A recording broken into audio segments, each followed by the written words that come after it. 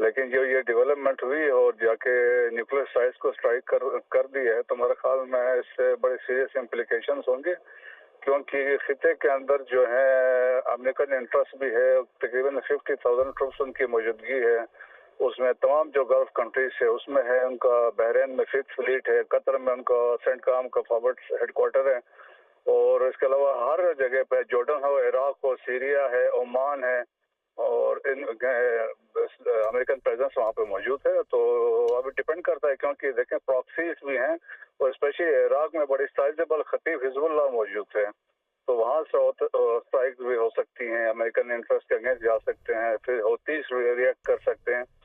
सो मेरा ख्याल में it is a very serious development, इसके बड़े सीरियस इम्प्लीकेशन खिते पे भी होंगे और बिटवीन द रीजनल और एज वेल एज इंटरनेशनल जो ग्लोबल अफेयर पीस पे भी असरात होंगे।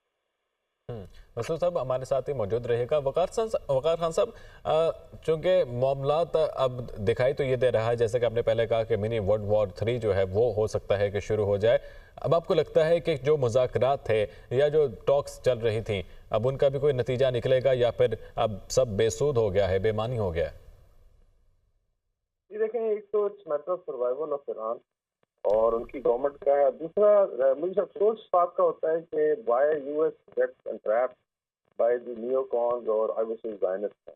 मतलब इतनी स्ट्रॉन्ग लॉबी है कि मजबूर कर देते हैं। और दूसरा इनके कोलोफेल में आप देखें यदि बटौरत नहीं है कि पहले जब इसराइल ने हमला किया उससे एक दिन पहले मुज़ाकरात होने थे, और अब जो है ट्रम्प ने कहा कि 15 दिन है, तो मैंने देवर बेसिकली असेंबलिंग देयर फोर्सेस, क्योंकि 3 एयरक्राफ्ट वो ऑलरेडी आए हुए हैं, एक मेरा रेड सी में है, मेडिटेरेनियन में है, और एक नॉर्थ अरेबियन सी के पास। तो प्रिपरेशन इनकी हर वक्त रहती है, तो ये ऑलरेडी स्टेशन होते हैं, बस वीसा किया जाए। तो अफसोस ये है कि ईरानी फॉरेन मिनिस्टर जो है कल उनको एंगेज किया गया यूरोपियन यूनियन के साथ, फिर एक सिंगलिंग हुई कि शायद 2 हफ्ते का टाइम होगा, और फिर ओआईसी के इजलास में आज इस्तांबुल में। तो अगर डिप्लोमेसी को चांस आपने नहीं देना, ये वो तो पुश पे देखें, लड़ाई अब शुरू होती है जिस तरह इसराइल ने शुरू की थी। और सच्ची बात है, जितनी इसराइल को मार पड़ी है, और अभी प्रैक्टिकली उनका डिफेंस सिस्टम क्लास कर चुका था, उसके बाद जो है उनके एयरक्राफ्ट वो फ्लाई कर रहे थे शायद साइप्रस से या कैरियर से, हमें पता नहीं है। उसके बाद वाइजन सेंटर है, फिर डमोना का न्यूक्लियर सेटअप है, और इवन जो मुशाद की चीफ डेविड बर्निया की मरने की भी खबरें कंफर्म है। तो ईरान ने भी उसी तरीके से टैलेट किया, जब आप लीडरशिप को टारगेट करेंगे, जब आप उनके लीडर को धमकियां देंगे, और ये 10 करोड़ की आबादी है, आई थिंक ये इनकी काम पहली है। ठीक है, इसमें नुकसान होंगे ईरान के।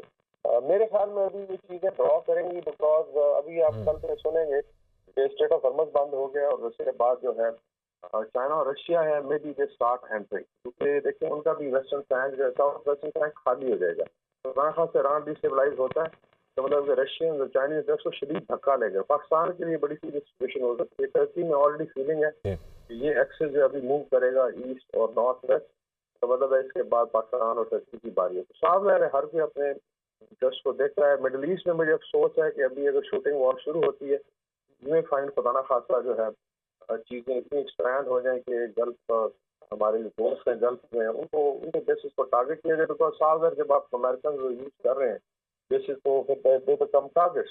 तो ये I think it's already start of I would say mini world war 3। और मेरे ख्याल में सिर्फ एक स्टेट, एक ज़ायनिस्ट एंटिटी और एक लीडर के पीछे अगर अमेरिका और उसके एलाइज, ये सारे में लेक्चर देते हैं, चाहे G7 वाले हों, बाकी हों, दे आर ऑल बिहाइंड। और मेरे ख्याल में ज़ायनिस्ट लॉबी इतनी स्ट्रॉन्ग है। सलामा ने कहा था कि बेसिकली शरीफ की जान पंजा यहूद में है, दैट इज प्रॉब्ली प्रूविंग। लेकिन मेरे ख्याल में एक और बड़ा आई थिंक पुश बैक आएगा। अभी की इनिशियल रिपोर्ट्स हैं, एग्जैक्टली पता नहीं है कि व्हाट इज द कॉन्सिक्वेंसेस, लेकिन फोर्दो पे अटैक जो I think that is the most serious. और उसमें दे वर ऑलरेडी सेइंग कि बंकर बस्ट है, मिशन को क्या है, टैक्टिकल न्यूक्लियर वेपन यूज कर रहे, मतलब they are ready to burn the entire region, और चाहते हैं कि काउ डाउन हो जाए। अल्लाह करेगा कि ईरान इसमें से because Islam, because I think Pakistan की और टर्की की और रीजन की पॉलिसी इसीलिए कन्वर्ज करती है, because we very strongly feel के destabilise Iran to be a huge security threat. अगले 10-15 साल से हम बुक करेंगे और टर्की बुक करेगा। मतलब पूरे रीजन को जो है वो भुगतना पड़ेगा। मसूद खान साहब, जो बंकर बस्टर बॉम्ब्स के हवाले से जिक्र किया जा रहा था कि वो अमेरिका के पास से मौजूद हैं, अगर किसी भी जौहरी तंसीबात को जो है वो मुकम्मल तौर पर उसका खात्मा करना हो, तो आपको लगता है कि वही बॉम्ब हैं जो कि उसके ऊपर जो है न्यूक्लियर तंसीबात के ऊपर ईरान के किए गए हैं? जी हाँ, देखें कि इसराइल के पास जो B-57 थे तो उनकी वो जो मैक्सिमम पेनिट्रेशन थी 6 मीटर की थी, और जो ये अमेरिका को ड्रैग इसीलिए कर रहे थे कि फर्दों वाला